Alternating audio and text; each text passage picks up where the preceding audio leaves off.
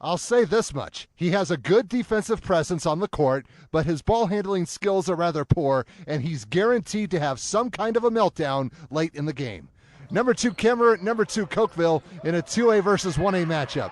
First quarter, Cokeville wearing the white. This game is tied at 2. Kaylee Moyes is not going to be denied on this drive-in bucket. She got what she wanted to make this a 4-2 game. Kemmerer had their own ways of getting points. Madison Vickery is going to run into a little bit of resistance, but she ended up getting those 2 points back, and this game was knotted up again at 4-all. Actually, Vickery was the one who had a hot hand in the early goings.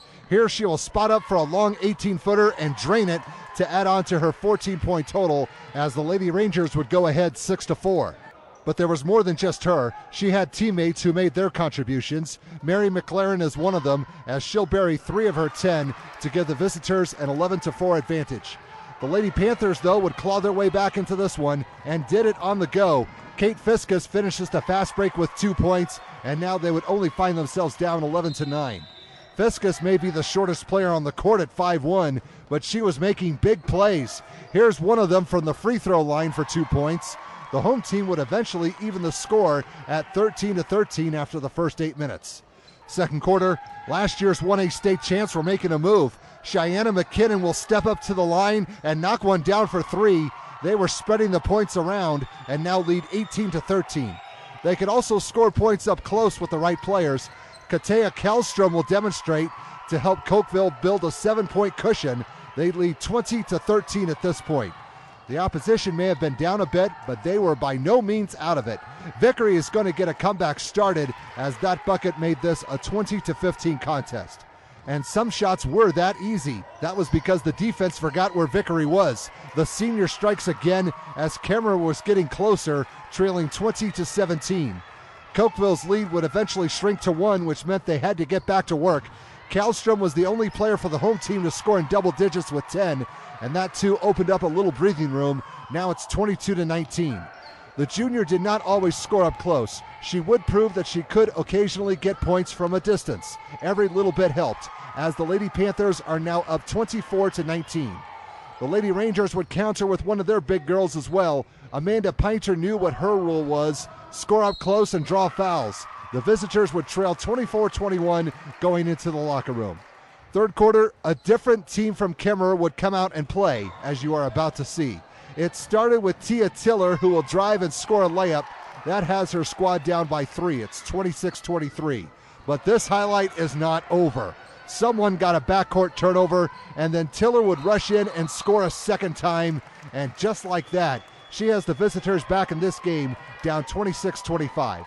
In the first half, it was Vickery scoring most of the points. Now it was Tiller that was taking over. Someone got a halftime chew out from the coach, and the Lady Rangers were answering. They have reclaimed the lead 27-26.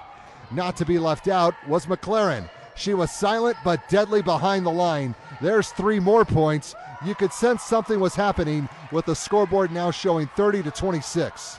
And Tiller was still doing her thing as well. The senior led all scorers with 20 points, and that bucket would polish off a 13-zip run as the visitors would go up 34-26. The home team needed to get some offense going soon, or else they were going to have some big problems. Moyes was quick to respond. She's the only senior playing for Cokeville, who now trail 34-28. But that did not deter the opposition. Apparently, the second half has been their strong point so far all season. Here's another basket by Tiller, and it's a 36-28 game. Let's get someone new in here. How about Abby Brunsky? The sophomore will introduce herself with a long-range jumper for 2. The lead is now up to 10. It's 38-28. Meanwhile, the Lady Panthers had been knocked off of their game plan thanks to their opponent's resurgence.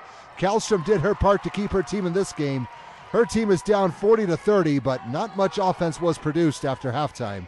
Speaking of offense, in the third quarter, Kemmerer did more than double what they did in the first 2 quarters combined. Vickery was still out there as well, as this bucket made it a 44-30 game going into the final 8 minutes. Fourth quarter, not much happening on either side, but there were a few moments.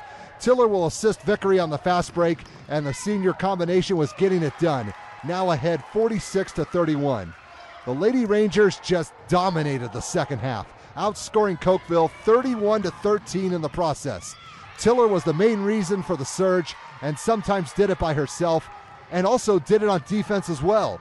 She was a one-player army at some moments, such as this one. This was pretty much the exclamation point on this game, and Kemmerer would get a big win on the road, 52-37.